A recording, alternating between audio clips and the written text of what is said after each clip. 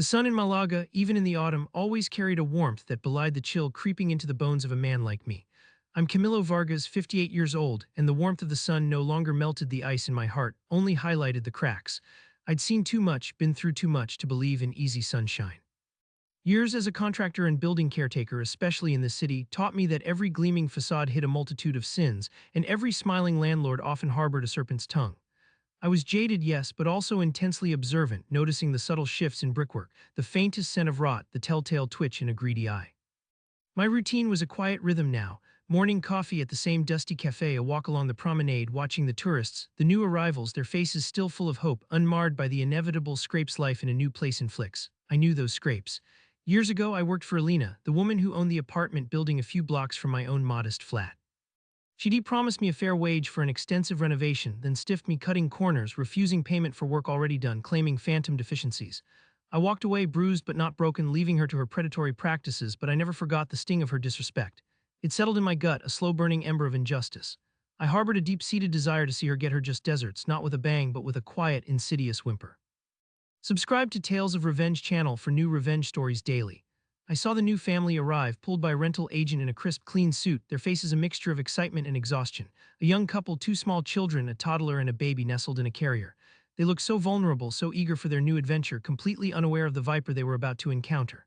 I remembered the feeling, the fresh start, the bright promise. It was a familiar pattern: new blood, new victims for Alina. My observant nature picked up on the subtle clues immediately. The way Alina hovered, a calculating glint in her 70-something eyes, the hurried, hushed conversations with the agent, the way she gestured grandly at the apartment building as if it were a palace, not a crumbling block of questionable renovations. A few days later, I saw the husband, a tall, earnest man, wiping frantically at a dark stain on the building's exterior wall near the ground floor apartment. It was a water leak, unmistakable. He looked stressed, his shoulders slumped as he scrubbed. Alina was nowhere to be seen, a clear red flag if ever there was one. I knew her tricks. She'd deny, she'd deflect, she'd promise, then she'd disappear. My jaded mind immediately recognized the prelude to a classic Alina ordeal. The family had paid cash up front, a common demand in this country, a binding trap. They had no wiggle room, their shipping container already arrived, their lives boxed and waiting. They were already snared, days turned into weeks and weeks into months. I often saw the young mother, her face increasingly drawn, pushing a stroller, looking tired beyond her years. Sometimes I'd hear muffled arguments echoing from the building, Alina's shrill voice cutting through the quiet afternoon air like broken glass. My old contacts in the contracting world, men who still respected my integrity despite my retreat from the trade, occasionally grumbled about Alina. "That woman," one told me, shaking his head over a cup of coffee, "she screams at you for asking for payment, then expects miracles. No one touches her jobs anymore." It confirmed my suspicions. The mold was growing, I knew it. She painted over everything. It was her signature move, a fresh coat of lies over festering truth. Then came the stool incident. I was walking past the building one afternoon, heading home, when I saw Alina burst out of the ground floor apartment, her face contorted in a furious grimace, followed by the young mother, who looked utterly bewildered. A handyman I knew, Miguel, was standing awkwardly nearby, clearly a reluctant translator. Alina was gesticulating wildly, her voice sharp and accusatory. I couldn't make out every word, but stool and 20 euros were clear. Miguel caught my eye, shook his head subtly, a silent plea for understanding. It seemed Alina was upset about a missing plastic stool she had left in the apartment. The mother, holding her baby, looked absolutely defeated. To accuse someone of theft, to threaten to raise their rent over a paltry 20-euro plastic stool was beyond petty. It was a calculated act of psychological warfare, a narcissistic power play. It was then, watching the humiliation etch itself onto the young woman's face, that the ember in my gut flared. This wasn't just about my past grievance anymore. This was about watching an innocent family, a young couple with children, subjected to the same vile disrespect and predatory tactics I had endured. It was the same song, just a different, more vulnerable set of victims. My jadedness warred with a simmering rage. I had the knowledge, the experience, the unique understanding of that building and Alina's methods. I knew the corners she cut, the places she cheated. I knew where the bones were buried, literally and figuratively.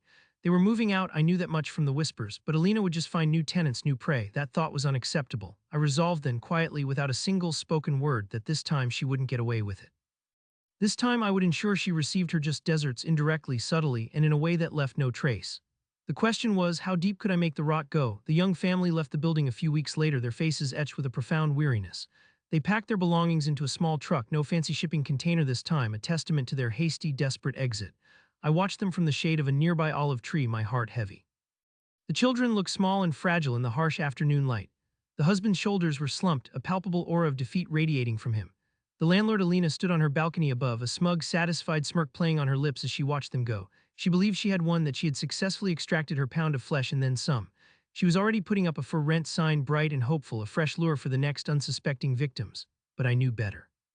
This was not a victory for her. This was merely the calm before a different kind of storm, one she would never see coming until it was too late.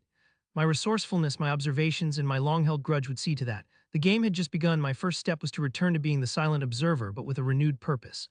I needed to know Alina's routine, the times she showed the apartment, the local agents she used, the kind of people she tried to ensnare.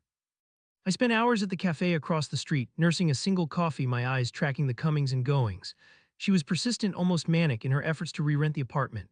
Multiple viewings, often with different agents, sometimes with her accompanying them, a strained smile plastered on her face. Potential tenants would walk through, their expressions shifting from polite interest to subtle unease as they lingered. I watched their eyes drift to the freshly painted walls, the areas I knew masked layers of mold. I saw them subtly sniff the air, their brows furrowing. My observations confirmed the insidious nature of her cover-ups. My mind, always active, began to sift through the years of knowledge I had accumulated about that building. I remembered the original blueprints, not official ones, but the rough sketches I'd made, the shortcuts Alina had insisted on, the cheap materials she demanded I use in places no one would see. The building was old, its bones tired, and Alina's penny pinching had only accelerated its decay. I mentally walked through every room of that ground floor apartment, picturing the plumbing, the wiring, the ventilation. Where were the hidden weak points? Where could I introduce a problem that would be slow, persistent, and maddeningly difficult to trace? Something that would make the apartment feel off, not disastrous, but subtly wrong, an uneasy feeling that would gnaw at the psyche of any tenant. My initial focus landed on the pipes.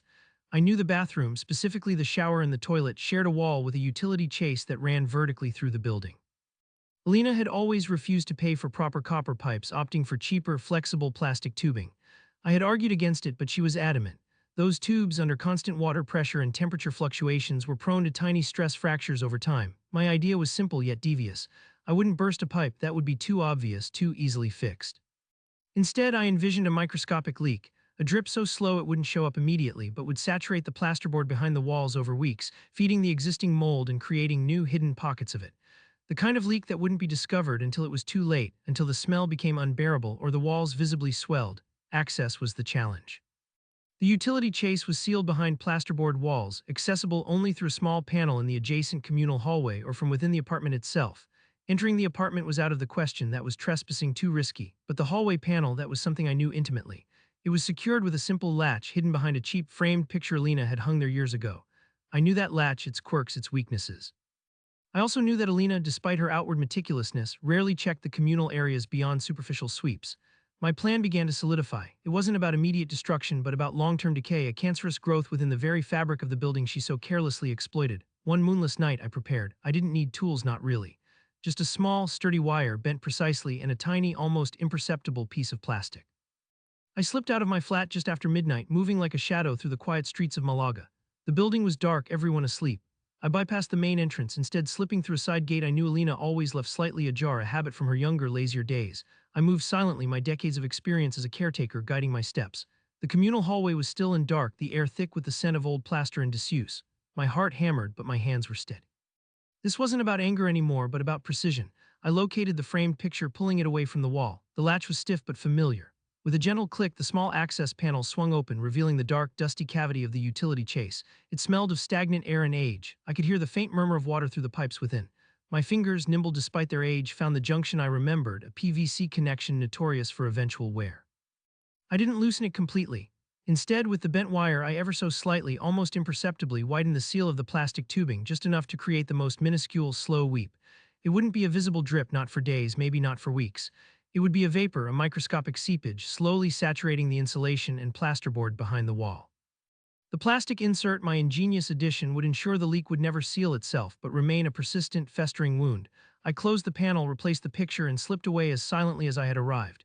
The first seed of her ruin was planted, days turned into weeks, then into months. Alina continued to show the apartment, her frustration growing with each passing week it remained vacant. My subtle sabotage had begun to take root. The first thing I noticed was a faint, almost imperceptible musty smell whenever I walked past the ground floor apartment's windows on humid days. It wasn't the overpowering stench of black mold yet, just a hint, a premonition, the kind of smell that a potential tenant might dismiss as just an old building, but that would fester in their subconscious. I also observed her, Alina, pacing more often, her usually sharp voice carrying a new edge of desperation when she spoke with agents. The apartment, once her cash cow, was now bleeding her slowly. She even lowered the rent, a move I would have considered unthinkable for her just a year prior. It was a small victory, but a satisfying one. The next challenge was how to escalate the pressure without being detected. The hidden water damage would take time to fully manifest. I needed something else, something that would cause immediate yet inexplicable annoyance. My jaded mind considered all the petty, maddening things that can plague a home: flickering lights, unexplained noises, strange drafts. The electrical system came to mind. Alina, in her endless pursuit of cheapness, had used substandard wiring in many parts of the building, especially in the units she intended to rent out for quick turnover. I remembered the old junction box in the basement, a maze of ancient wires and hasty splices. It was dimly lit, rarely visited by anyone except the occasional meter reader, and even then only briefly. One afternoon, I knew Alina was out of town visiting her sister in Seville. It was a small window of opportunity. I descended into the musty, cool darkness of the basement, flashlight in hand. The air was thick with the scent of damp earth and disuse. The main electrical panel hummed faintly. This wasn't about short-circuiting anything or causing major damage. That would be too obvious. Instead, I located the circuit breaker for the ground floor apartment. With a tiny specialized piece of insulated wire I had salvaged from an old appliance, I meticulously, almost surgically introduced a minuscule amount of resistance into the apartment circuit. It wouldn't trip the breaker or cause sparks or even be noticeable on a casual inspection, but it would be enough to cause intermittent power fluctuations, barely perceptible voltage drops. Lights would flicker for a split second, appliances might subtly malfunction, and digital clocks might reset at random, maddening intervals. It would be enough to create a constant, low-level irritation, a feeling that something was always just wrong with the electricity, impossible to diagnose without expensive, specialized equipment. This kind of subtle electrical issue was a landlord's nightmare. It wasn't a broken pipe you could replace or a patch of mold you could paint over. It was an ethereal problem, a ghost in the machine that would drive tenants mad. They'd call electricians who would find nothing obvious, frustrating both the tenants and Alina. Her cheap solutions would be useless against this. It was a perfect reflection of her own insidious, unquantifiable harm. I spent nearly an hour hunched in the dim light, my old eyes straining, my hands steady and precise. The satisfaction was quiet but profound. This was the true nature of my revenge. 1,000 tiny cuts, none of them fatal on their own, but together they would bleed her dry. This slow, methodical approach was the embodiment of my jaded patience, my deep observation of her patterns, and my resourcefulness in finding untraceable vulnerabilities. The first tenants to move in after the Singaporean family were a young couple from Sweden. They lasted 4 months. I watched them arrive, their faces still full of Nordic optimism, and I watched them leave, their eyes wide with a bewildered exhaustion. I overheard snippets from the cafe, complaints about the smell, the lights, the strange feeling. Alina predictably blamed them for being too sensitive, but the cracks were beginning to show in her veneer of unflappable confidence. She was losing money, the monthly rent gone, the re-renting process eating into her profits. Her handymen, even the ones she rarely paid, were increasingly reluctant to respond to her calls. Her reputation, once merely stingy, was becoming openly toxic among the local trades. Subscribe to Tales of Revenge channel for new revenge stories daily. My revenge was a slow burn, but it was progressing, and the satisfaction it brought was a quiet, steady warmth in my chest. Yet I knew I needed more. The mold and the electrical issues were fantastic, but they could eventually be identified, albeit with difficulty and expense. I needed something truly insidious, something that would exploit Alina's deepest fear, public humiliation, but in a way she couldn't understand or control. The stool incident had shown me her Achilles heel, her possessiveness, her need for control, her utter inability to handle anything that defied her narrative of perfection. My next target was the communal water supply to the entire building. Not the apartment's internal pipes, but the main line that fed into the complex, specifically targeting the hot water system. Alina had years ago overridden the recommendations of several plumbers for a larger, more efficient hot water heater. She insisted on a smaller, cheaper unit that struggled to supply the entire building during peak hours. My plan wasn't to break it, but to manipulate it. Deep within the old boiler room, a labyrinth of pipes and valves, there was a bypass valve almost forgotten, meant for maintenance. I remembered its location. By subtly adjusting this valve just a fraction of a turn, I could reduce the water pressure to the hot water heater, making it work harder, heat less efficiently, and provide an inconsistent supply of hot water, especially during peak demand like mornings or evenings. It wouldn't stop the hot water entirely, just make it maddeningly unreliable. Sometimes cold, sometimes lukewarm, sometimes scalding, then cold again. The kind of problem that would lead to frustrated tenants, multiple complaints, and Alina's inevitable, futile attempts to fix it with cheap, superficial solutions. The execution was tricky. The boiler room was located directly beneath Alina's own apartment, making noise a concern. I waited for a local fiesta, when the streets of Malaga would be filled with music and revelry, and Alina would likely be out or at least distracted by the noise. I wore old, grease-stained clothes, carrying a small toolbox that looked legitimate enough if anyone were to see me. In the chaotic symphony of the fiesta, my quiet movements in the damp, echoing boiler room were lost. I found the valve, caked in dust and grime. It took a surprising amount of effort to turn, but I applied steady, slow pressure. Just a quarter turn, that was all it needed. Enough to introduce a new chronic irritation without obvious cause, enough to make living there a low-level torment. The effects were gradual but undeniable. tenants started complaining about the showers. One family who had just moved in spoke loudly on their phones about freezing cold water in the mornings. Elena, I observed, grew more frantic, calling out various plumbers, each of whom would scratch their heads, unable to find an obvious fault. The boiler was working, they'd say, but the pressure seems a bit off. She'd pay for minor adjustments, replacements of small parts, but the problem would persist. Each failed attempt chipped away at her dwindling finances and, more importantly, her sanity. I could see the rage simmering beneath her painted smile, the forced calm she tried to project crumbling with each new, inexplicable problem. She was losing control, and the building, her supposed asset, was slowly becoming a drain, a source of constant frustration. This silent, insidious assault on her income and reputation was a sweet, drawn-out revenge, far more satisfying than any direct confrontation could have offered. The sense of outrage I once felt for the young family and for myself began to morph into a cold, clinical satisfaction, a strategic calm. I was watching her world fray at the edges, thread by painstaking thread. My actions were subtle, but their ripple effects were becoming undeniable. Elena, once a formidable presence, began to show the strain. Her once immaculate hair was often disheveled, her clothes slightly askew. I saw her arguing with the local property agents, her voice sharp with desperation, her gestures wild. The ground-floor apartment, once her prime rental, was now a revolving door of short-term tenants, none lasting more than a few months. The stories circulated, the pervasive musty smell that never quite went away despite her fresh coats of paint, the maddening flicker of lights, the perpetually unreliable hot water. The building had acquired a reputation whispered about among local families looking for rentals. It was known as Elena's Folly, a place to avoid. I watched a young student couple move in, full of optimism, only to leave 3 months later, their faces hollow with exhaustion.